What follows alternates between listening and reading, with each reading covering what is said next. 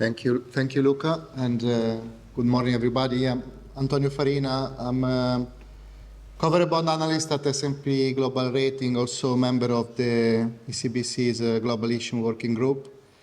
And in these roles, I have several conversations throughout the years with the issuer and the regulator that wanted to establish covered bond programs in new jurisdictions, most of them outside Europe. So, I try to summarize some of these key lessons in an article that we published in IPOSTAT recently, but also in the presentation that I'll go through today. So, first of all, the covered bond market, as we've heard from Jos, is a very big one. We have more than 3 trillion euro covered bond outstanding. So a lot of market participants are attracted by this very deep pool of savings. This is one of the main reasons to be approached by issuer and regulator outside Europe. And so far, we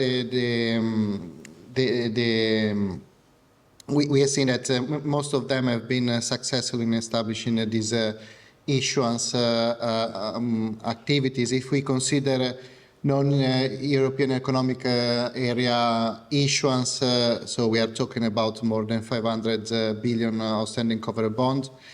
But also, even if we just focus on non-European covered bonds, so excluding the likes of the UK and Switzerland, we see that we are talking about very significant numbers that are growing rapidly, and have grown especially since the financial crisis, where a lot of other secure source of funding, such as RMBS, didn't really work. They size up, but regulatory issued note outside Europe noted that European banks were still able to issue covered bonds, and so it expedites the work to be able to do so. And if we look at the global presence of covered bonds today, in orange, we see the countries where there is issuance and there is a global covered bond label presence. And in green, we see countries where active issuance without the label. We see that we have issuance today in most of the countries. And if we also include countries where stakeholders express interest in issuing covered bond, we see that we cover now all the continents. And there is still a lot of work to be done, but we would like to I would like to summarize here some of the consideration that we have made in the article, but that summarize our experience in the last few years.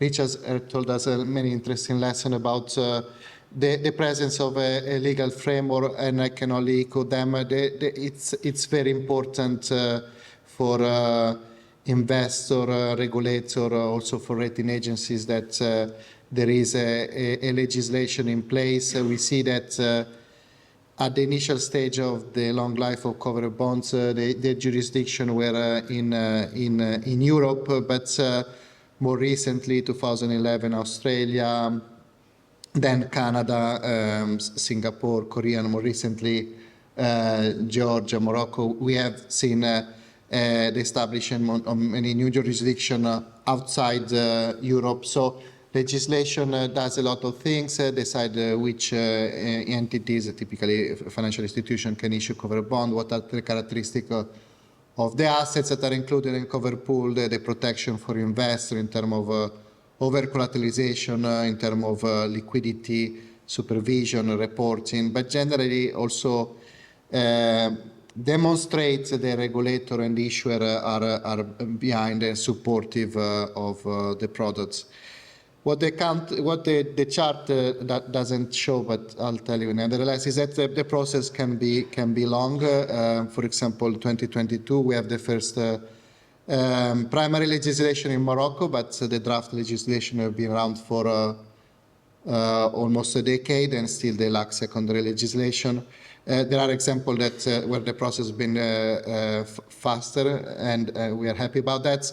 But the truth is that it takes generally a long time, and as Richard mentioned, yeah, at the ECBC, the Global Issue Working Group, we're happy to help if you are thinking about establishing covered bond legislation and we want to have a conversation about that.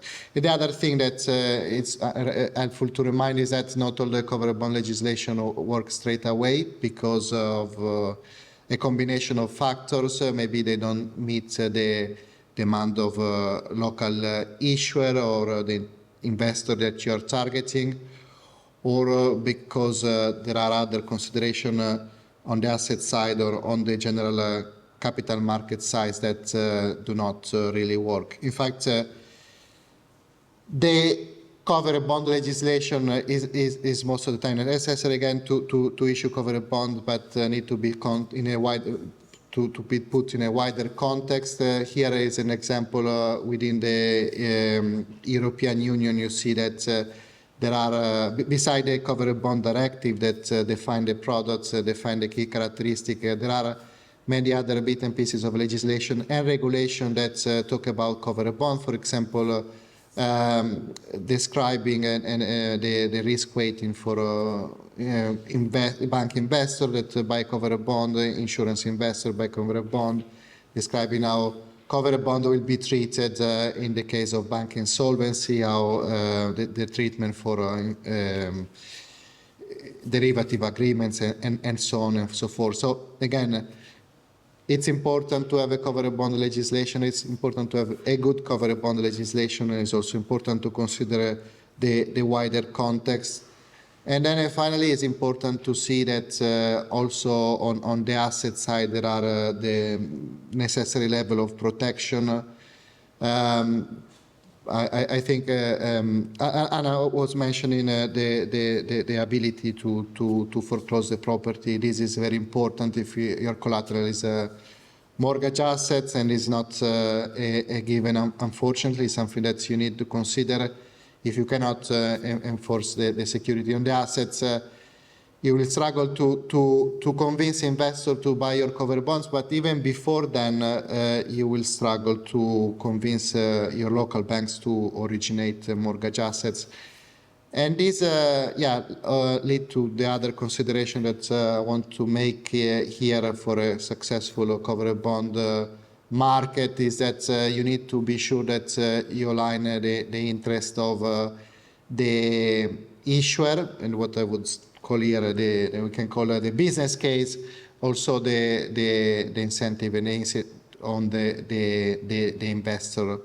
Now on the issuer, what we note that you need a thriving mortgage market to be able to issue covered bonds. So beside the fact that you can enforce the security on the assets, you also need to make sure that there are other conditions such as a certain level of macroeconomic stability, such as the presence of the credit bureau, presence of asset performance statistics that help incentivize local bank to originate mortgage assets. And once they start originating mortgage assets, especially at the initial stage, we observe that most likely this asset will be funded by bank deposits. But as the business grow, banks tend to look at other sources of funding, and covered bond can be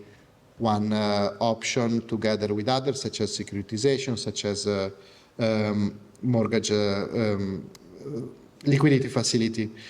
But beside the presence of an active primary mortgage market, is also important to consider and note that also issuer, we have seen many issuers in saving-rich countries where there is a lot of private saving, retail deposit that can be used to fund covered bond, and I'm thinking about the likes of the Singapore recently, or Korea, or Japan, but also in Europe we have many countries with a lot of deposits. Take Germany, that still have a thriving covered bond market, and he's introduced the fact that there are also other considerations beside the funding gap to incentivize banks to issue covered bonds.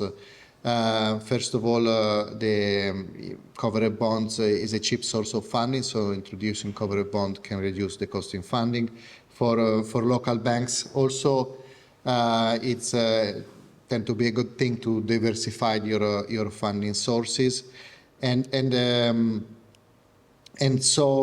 this is why, and also finally, retail deposits, as we were discussing earlier, tend to be sticky until they are not, and therefore it's important to consider in instruments such as covered bond that can reduce the mismatch between the duration of your assets and of your liabilities.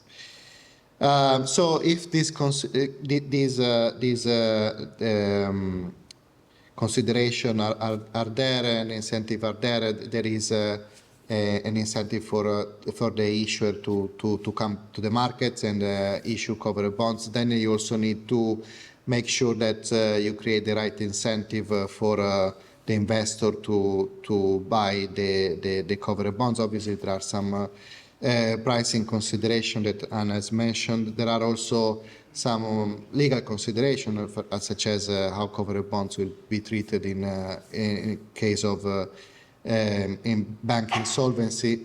But generally, there is a more wider credit story that need to be considered, as we have heard, consideration about the credit quality of the bank, the performance, the consideration around the sovereign risk, the performance of the local mortgage market, and so on and so forth.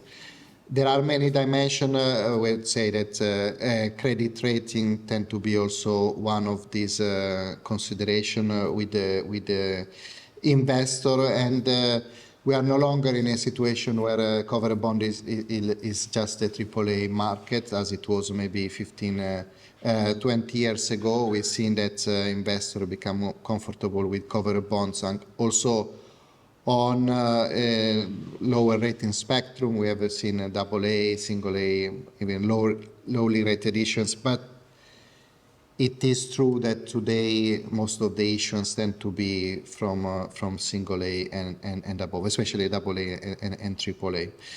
And here, and to conclude, I'll try to summarize the situation of the key characteristic of 20 biggest economy outside the EU, looking at the sovereign credits, the size of their economy, and the expected population of expected growth in population, household debt, as a measure of the potential for growth in the housing market, and how the covered bond can meet or not them. And then the next to last column will show if there is a dedicated covered bond legislation, and if there has been editions of covered bond, just to see if the experience confirm or not this lesson that we're trying to draw here. And to a large extent, hopefully they do. We see that there is quite a strong correlation between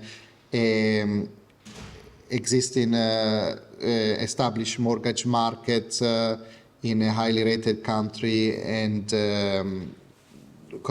tend to be correlated with the existence then of dedicated covered bond legislation and the covered bond market. There are some exceptions to this in the United States, big economy, big mortgage market, but probably with a high rating, probably the presence of Fannie Freddie Mac have reduced the incentive for covered bonds. But also, say, Brazil is another exception in the fact that is a sub-investment grade market, but there is still a presence of a covered bond.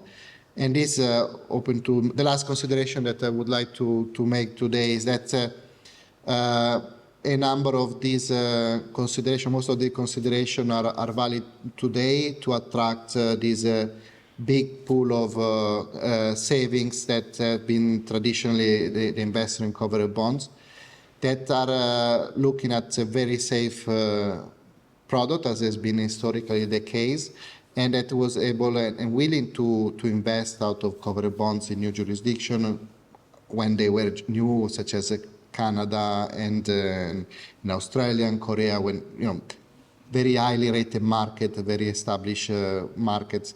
But it's also true that in their 250 year and more of history, covered bonds have evolved, and we see that they are still evolving, and they will also evolve in the future. It's difficult to point the direction, but we see that they're evolving geographically outside Europe in terms of rating, no longer a AAA covered bond market, but also in terms of product and structure. We will see more interest for, even within Europe, for using funding other assets with the dual recourse instruments, for example, SME loans, and in looking at different structures such as the conditional pass-through. So yeah, the main consideration is really that there is an established covered bond market. These are the key characteristics for a player that we want to access today, but is also evolving, and we want to be part of this discussion and help new entrants to see what is feasible. Thank you.